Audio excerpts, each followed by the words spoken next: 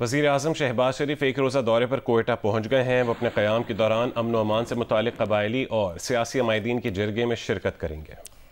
Quetta airport पर कायम मकाम गवर्नर अब्दुल खालिक अचकज़ई, वज़ीर आला मीर सरफराज बुगटी वुज़रा ने वज़ीर आज़म का इस्तकबाल किया। वज़ीर आज़म के हमरा वफाकी वुज़रा एहसन इकबाल, अताउल्ला तारड़ और रुकन कौमी असम्बली जमाल शाह काकड़ भी कोयटा पहुँचे हैं।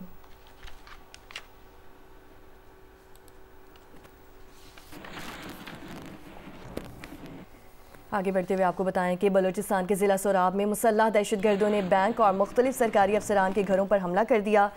दहशतगर्दों ने बैंक लूट लिया। सोराब पुलिस स्टेशन को भी आग लगा दी। Additional deputy commissioner revenue Hidayatullah Buledi ने दहशतगर्दों का बहादुरी से मुकाबला करते हुए जाम शहादत नोश किया। रात गए ज़िला इंतज़ामिया ने सूरत हाल को काबू में करके फोर्सेस तैनात कर दी। बलूचिस्तान हुकूमत के तर्जुमान शाहिद रिंद ने कहा है कि हमला रियासती रिट को चैलेंज करने की मज़मूम कोशिश है। इस पूरी कार्रवाई में हिंदुस्तान की प्रॉक्सीज मुलव्विस हैं जिन्होंने अपने आकाओं की इमा पर यह हमला किया। डिप्टी कमिश्नर सोराब हबीब नासिर ने बताया कि अब सोराब में सूरत हाल ज़िला इंतज़ामिया के कंट्रोल में है। अमन व अमान की बहाली के लिए फोर्सेस को सोराब में तैनात कर दिया गया है, जबकि हमलावरों की गिरफ्तारी के लिए सर्च ऑपरेशन जारी है।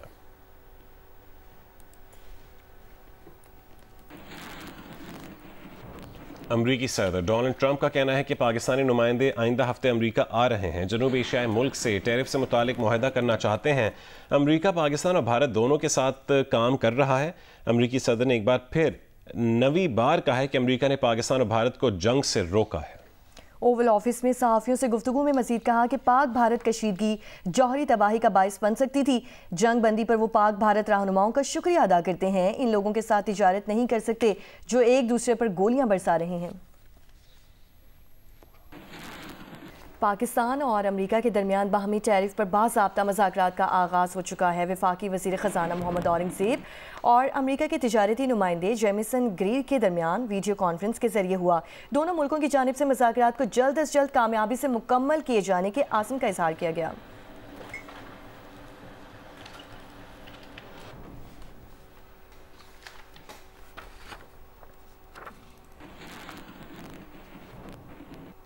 इस्लामाबाद की इंसदादी दहशतगर्दी अदालत ने 9 मई मुकदमे में थाने पर हमला जलाओ घिराव केस का तफसीली फैसला जारी कर दिया है।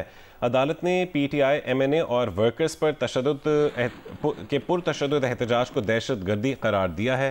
अदालत ने 11 मुल्ज़िमान को मुख्तलिफ दफ़ात में मजमूई तौर पर 27 साल 3 महीने कैद की सज़ा सुनाई। अरफा फिरोज़ ज़की हमारे साथ मौजूद हैं। अरफा, बताइए इस मुतालिक। देखिए, ये 9 मई मुकदमा जो है वो थाना रमना पर हमला किया गया था PTI कारकुनान और इनके मेंबर कौमी असम्बली और सूबाई असम्बली की जानिब से, और इस पर जो है वो दहशतगर्दी अदालत ने तफसीली फैसला जारी किया। 42 सफ़ात और मुश्तमिल ये जज ताहिर अब्बास सिप्रा ने फैसला जारी किया और कैटेगोरिकली वर्कर्स के जो पुरतशद्दुद एहतजाज को जो है वो दहशतगर्दी टेररिज्म जो है वो करार दिया गया। इस फैसले में लिखा गया कि 11 मुजरमान को मुख्तलिफ दफात में मजमूई 27 साल 3 माह कैद की जो सजा सुनाई गई है। दहशतगर्दी का एक साबित होने पर 788 के तहत भी 10 साल कैद की सजा सुनाई गई है। तमाम सजाएं इकट्ठी हैं और इसके लिए मुजरमान को 10 साल जेल की कैद होगी। सजा सुनाए जाने वालों में नौशहरा से ज़रियाब खान, पाराचनार से मोहम्मद अकरम, बहुत शुक्रिया अरफा फिरोज़ा की अपडेट करने के लिए।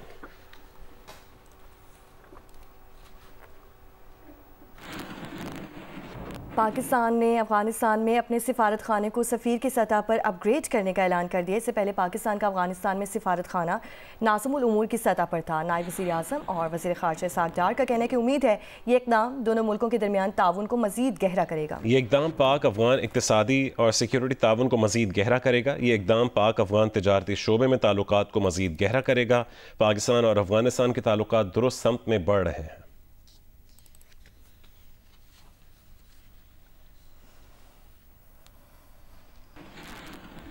और अफगानिस्तान ने पाकिस्तान के सफारती मिशन को सफ़ीर की सतह तक बढ़ाने के फैसले का खैर मकदम किया है। अफगान वजारत ख़ारजा के मुताबिक इस्लामाबाद में अफगान नाज़िमुल उमूर की हैसियत को सफ़ीर के दर्जे तक बढ़ाया जाएगा, जिससे दोनों ममालिक के दरमियान मुतादिद शोबों में दो तरफ़ा ताउन को फ़रोग देने की राह हमवार होगी।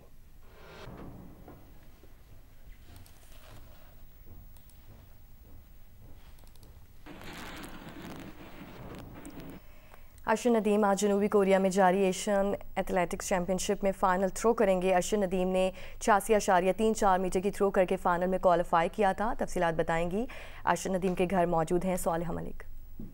जी, मैं इस वक्त मौजूद हूँ अरशद नदीम के आबाई घर में, जहाँ पे मेरे साथ उनकी वालिदा और उनके भाई मौजूद हैं। आज कोरिया में अरशद नदीम जो हैं वो एशियन एथलेटिक्स चैम्पियनशिप में आज फाइनल राउंड जो है वो खेलने जा रहे हैं। पहले उन्होंने आज से 10-11 माह पहले जो पेरिस ओलंपिक्स थी उसमें गोल्ड मेडल विन किया था और पाकिस्तान की जो उम्मीदें थी वो मुकम्मल की थी। तो 92.97 के बाद फाइनल में क्वालिफाई करने के लिए उन्होंने 86.34 की थ्रो की। लेकिन आज जो है वो लोग काफ़ी ज़्यादा उम्मीद से बैठे हुए हैं यहाँ पे और दुआएं की जा रही हैं उनके लिए, और ये एक्सपेक्ट किया जा रहा है कि पहले जिस तरह उन्होंने गोल्ड मेडल विन किया है आज भी वो गोल्ड मेडल विन करके इंशाल्लाह ताला पाकिस्तान वापस आएंगे। मैं उनकी फैमिली में मौजूद हूँ, आइए इनसे बात करते हैं कि उनकी वालिदा जो है वो इस वक्त काफ़ी ज़्यादा इमोशनल हुई हैं और दुआएँ की जा रही हैं, घर में सिपारे पड़े जा रहे हैं, तो वो किस तरह दुआएँ कर रही हैं और उन्हें क्या उम्मीद है अपने बेटे से। बिस्मिल्लाहिर्रहमानिर्रहीम। मैंने अपने बेटे से बहुत उम्मीद है। मैं अपने बेटे के लिए दुआएं मांगती हूँ और कुरान खानी करा रही हूँ।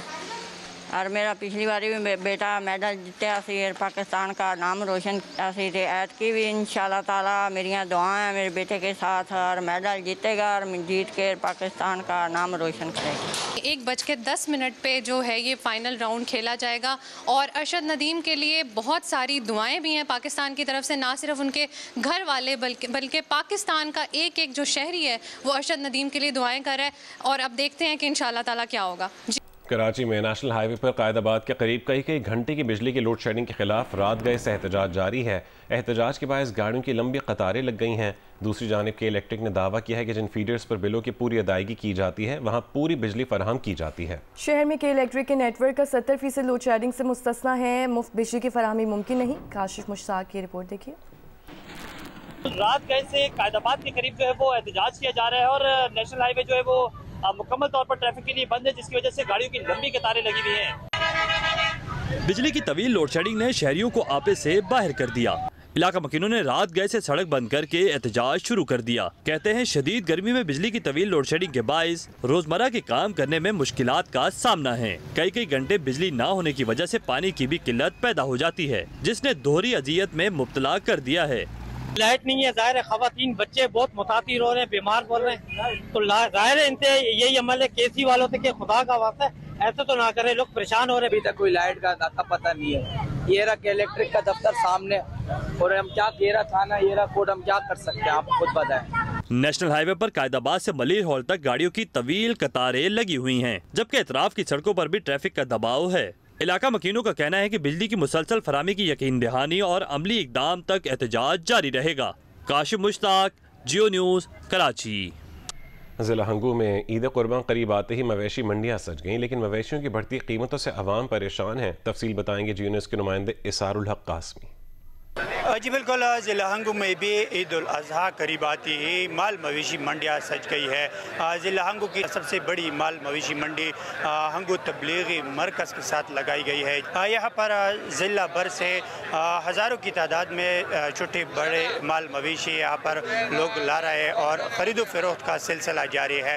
लेकिन गुज़श्ता साल की निस्बत इस साल माल मवेशियों की कीमतों में इजाफे ने आवाम को परेशान कर दिया है। कुर्बानी के जानवर ख़रीदने के लिए आई हुई है, माशाल्लाह बहुत अच्छी जानवर आई हुई है, लेकिन जब मंडी वाले से बात कर रही है हम देखते हैं तो पिछले साल की निस्बत आज महंगाई जानवरों की जो कीमतें हैं वो आसमान से बातें कर रही है। शहरी कोशिश कर रहे हैं कि कम से कम कीमत में अच्छी से अच्छी कुर्बानी के लिए माल मवेशी खरीदे। जी।